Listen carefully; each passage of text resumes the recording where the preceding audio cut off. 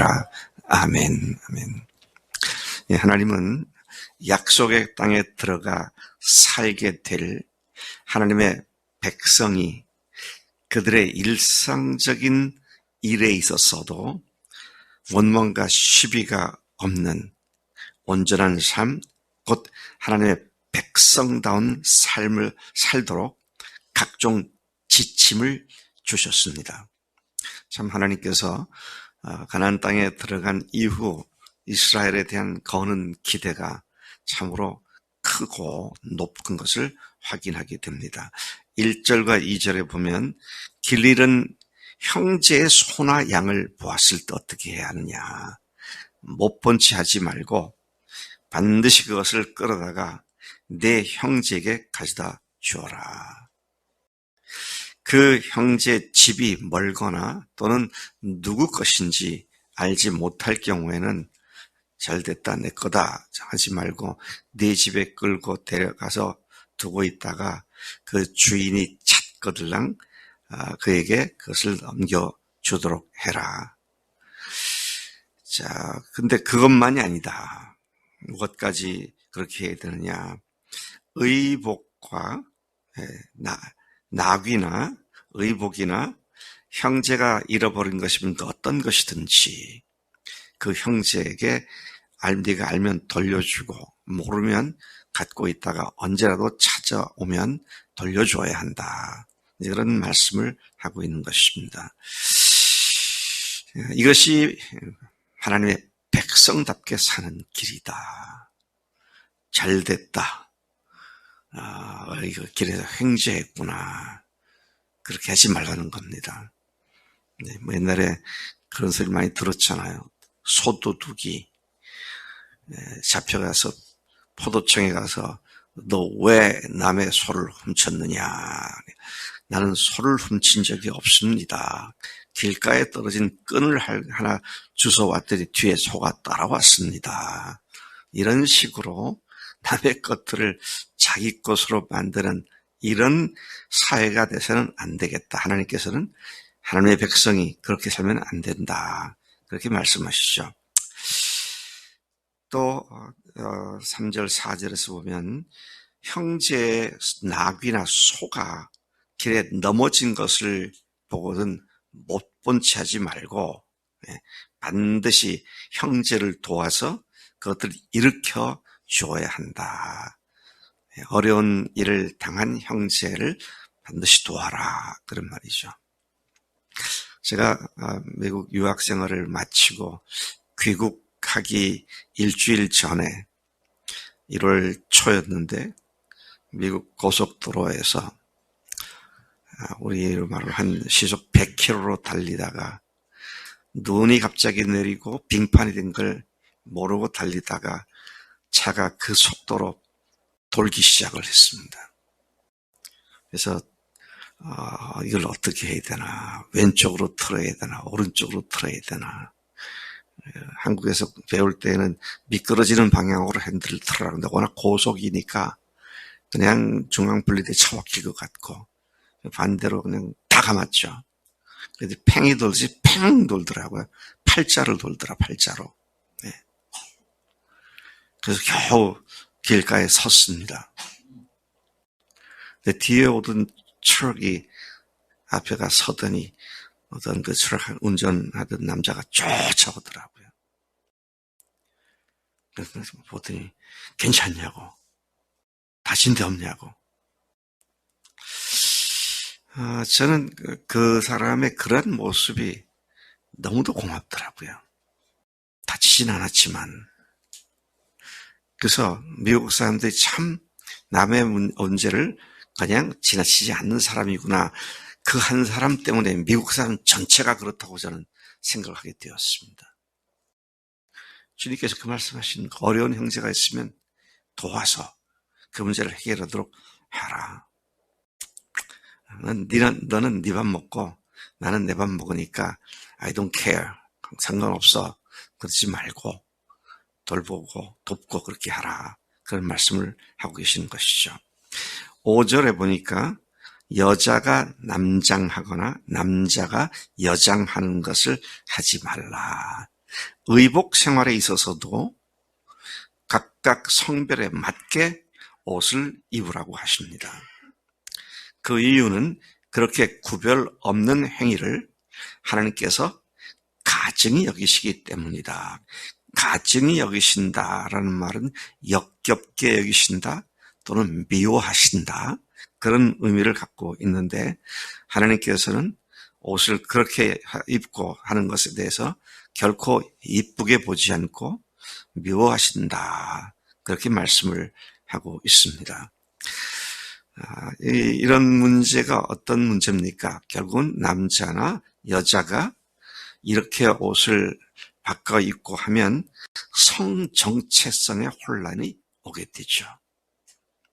성정체성의 혼란은 남자나 여자의 본연의 독특한 해야 할 일들이나 이런 것들이 다 뒤바뀌게 됩니다. 참 이게 심각한 문제라고 생각을 해요. 오늘날 왜곡된 성정체성 문제는 과거 어느 시대보다도 심각한 양상을 띠고 있는 것을 봅니다. 남자와 여자를 구분하여 창조하신 하나님의 성정체성을 왜곡하는 것은 하나님께서 정말로 가증히 여기시는 것이다, 그런 말씀하십니다. 하나님은 옷 입는 아주 평범하고 일상적인 문제에 있어서도 어떻게 살라? 하나님의 백성답게 살라고 말씀하십니다. 하나님께서 하나님 백성에 대한 거시는 기대가 참 이렇게 구체적이고 수준 높은 그런 삶을 요구하시는구나, 다시 한번 확인을 하게 됩니다. 6, 7절에도 보면은요, 길을 가다가 나무나 땅에 어미 새와 새끼 또는 알을 보게 되면 그것들 모두 다 가지지 말고 새끼는 취하여도 되지만 어미를 놓아주면 네가 복을 누리고 장수할 것이다. 자연을 존중히 여기라는 얘기입니다.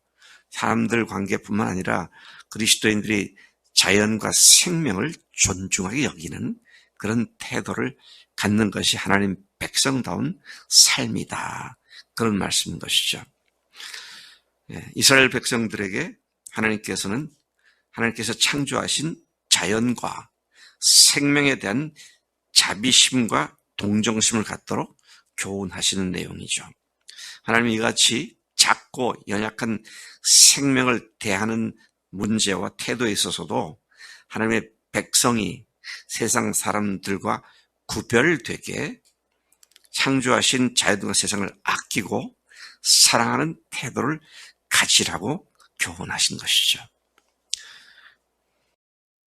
참 하나님께서 시시콜콜 세세하게 별걸 다 말씀하신다. 주님께서는 그 세세한 것을 매우 중요시 여기기 때문입니다. 조그만 누수 현상이 뚝을 무너뜨릴 수 있고요. 참 우리가 조심해야 할 문제인데, 하나님의 자녀들이 더더구나 하나님의 백성이고 또 교회, 하나님의 가족이 된 우리가 어떻게 살아야 하느냐 하는 것을 말씀하십니다. 8절에 보면 새 집을 지었을 때에 지붕에 난간을 만들어 사람이 떨어지지 않게 해야 한다. 이스라엘 사람들은 지붕이 평상섬 돼 있죠. 슬라브처럼 돼 있죠. 그래서 거기 올라가서 밑을 내다볼 수도 있고 이제 그렇게 하는데, 근데 거기에 난간이 없으면 자칫 실수해서 떨어지면 죽을 수가 있잖아요.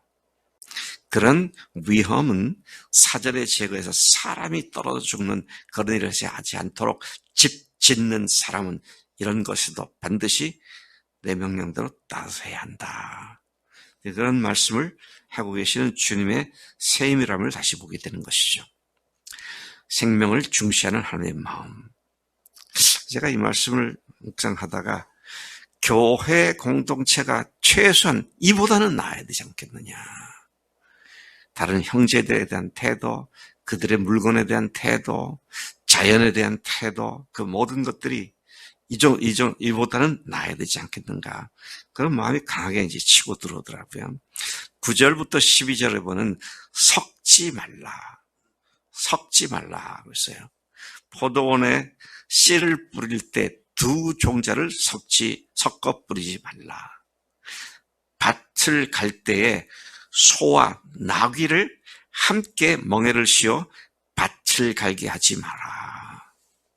소와 나귀는 분명히 다르죠. 덩치도 다르고 힘도 다릅니다. 근데 그거를 두 마리를 갖다가 앞에다가 세워놓고 거기다 멍에 씌우고 뒤에서 쟁기질을 하지, 그렇게 하지 말라는 겁니다. 또 천을 짤 때에 양털과 배실로 섞어 짠 옷을 입지 말라. 혼방 옷을 입지 말라, 그런 얘기 아니에요. 제가 생각해 이것도 혼방인 것 같으네. 여러분들이 입은 옷이 대부분이 다 혼방일 겁니다. 순면, 순모, 순실크 그런 건 거의 없는 것 같아요. 물론 이것은 율법이고요. 근데 하나님께서 이렇게 섞어 입거나 섞어 뿌리거나 하는 것을 하지 말라는 의미가 뭘까요? 세상과 하나님 것을 구별할 줄 아는 살란 말씀입니다. 똥인지 된장인지 그냥 막 섞지 말고 똑바로 세상과 하나님의 것을 섞지 말고 구분해서 살아야 한다, 그런 말씀이죠. 자, 그래서 우리는 새로운 피조물이 된 우리의 사고 방식과 삶의 원칙은 세상의 그것과 다르기 때문에 하나님은 우리가 세상과 적당히 타협하여 섞여 살아가는 삶을 경계하시는 분이시죠. 제가 사람들과 같이 대화를 해보면 교회를 잘 다니는 사람도 어떤 이야기를 들어보면 전혀 하나님의 말씀의 기준이 없이 자기 생각으로 판단하고 하는 사람들이 굉장히 많습니다. 참 우리가 영적으로 하나님께서 원하시는 것이 무엇인지, 하나님께서 기뻐하시는 것이 무엇인지 이런 것들을 분별할 줄 알아야 되고요. 그렇게 살아야 하나님의 백성다운 백성들이 된다는 것입니다. 제가 요즘 어떤 자매로부터가 아니구나. 김유진 자매가 어제 새벽 예배 댓글을 쓴 걸 제가 보면서 복음을 아는 지식은 있지만 사랑이 없어서 그런 표현이 있더라고요. 야, 이 유진이가 우리 교회 교인들의 상태를 이렇게 보고 있구나. 정신 차려야 합니다, 우리가. 복음 잘 얘기한다고 그렇게 삽니까? 복음으로 산다는 말은 뭡니까? 어떻게 사는 거예요? 자기 생각대로 살지 않고 주님의 말씀 따라 사는 거 아닙니까? 근데 그렇게 살지 않고 성경 지식도 충분하고 특히 또 우리 교회에서 얘기하고 있는 구멍 기운 부활 복음도 누구도 잘할 수 있고 그런데 삶이 그것과 관계가 없다면 그런 사람을 뭐라 그래요? 이게 사정을 봐주지 않고 아주 노골적으로 그런 사람들은 이런 사람들이다. 그런데 어떤 사람이라고 말할 수 있을까요? 안다 그러고 말도 할 줄 아는데 삶은 안 살아. 그러면 위선자입니다. 모르면 몰랐지만 알면서 그렇게 살면 위선자잖아요. 그래서 우리 교회가 이 문제에 잘못하면 빠져서 더 아예 구멍난 복음을 믿은 사람들은 더 악해질 수도 있겠다. 어제 유진 자매 글을 보면서 제가 정신 번쩍 들더라고요. 우리 청년들 그걸 봤죠? 네. 그래서 오늘 하나님께서 당신의 백성이고 자녀들이 된 우리 그리스도를 향해서 하나님께서 기뻐하시고 하나님께 기대하시는 그런 삶을 살아야 한다. 강력하게 말씀하시죠. 자, 세상 것과 이것들 잡탕으로 살지 말고 구분해 살아라고 하시면서 12절에 다시 못을 박습니다. 너희는 너희가 입는 겉옷에 내 귀에 술을 만들지니라. 술 하면 테스를 뭐라 그러나 옷에 술을 단다 그러죠. 술. 에릭이 술이 뭔지 알지? 네. 학사 모자에도 이렇게 달려있는 걸 술이라 그러잖아요. 네. 옷에다가 특히 이제 외투 같은 데다가 술을 달으라. 내 모퉁이에 다 달아라. 왜 그랬을까요? 하나님의 백성이라는 표식을 내라는 겁니다. 그래서 그걸 보고 자신도 행동 조심하고 또 다른 사람들이 우리가 하나님의 백성인 것을 알게 만들고 그래서 나 스스로도 조심하고 또 주변 사람들도 나를 하나님의 자녀로 알도록 그렇게 하라. 지금 교회 차들 있잖아요. 우리 교회도 차가 있는데 교회 차량에다가 좀 무슨 교회라는 걸 잘 안 써붙이더라고. 숨은 비밀이 뭘까요? 혹시라도 운전하다가 다른 사람도 비난받을 그런 일을 하게 되면 교회 차가 저런다 이 소리 듣지 않으려고 말이죠. 우리가 주님 앞에서 주님의 영광을 드러내는 하나님의 백성답게 사는 것 아주 작은 것 하나 정말 주님 앞에서 세밀하게 관심을 하고 이것을 내가 하면 주님께서 기뻐하실까? 가증히 여기시지 않으실까? 이것을 하면 하나님의 영광을 주변 사람들에게 드러내는 결과가 될까? 이런 생각을 하면서 내 삶을 주님의 기준에다가 맞춰 사는 것이 하나님 백성다운 하나님의 자녀다운 삶인 줄로 믿습니다. 하나님 아버지 감사합니다. 하나님께서 시시콜콜 세세하게 하나님의 백성이 무슨 옷을 입어야 되고 또 씨를 부리는 때는 어떻게 해야 되고 새와 알을 만났을 때는 어떻게 해야 되고 하는 이런 것들을 구체적으로 명시해서 가르치신 주님의 뜻을 저희들이 생각합니다. 하나님, 하나님의 자녀답게 하늘 아버님의 영광을 위해서 우리의 온 생애가 불사라질 수 있도록 세밀한 부분까지 늘 소심하게 생각하고 조심하고 주님의 영광 드러내는 일에 우리가 온전히 쓰임받는 통로가 되도록 역사해 주실 줄로 믿습니다. 오늘도 앞으로도 영원히 그렇게 살겠습니다. 감사하고 예수님의 이름으로 기도를 쌉나이다. 아멘. 아멘.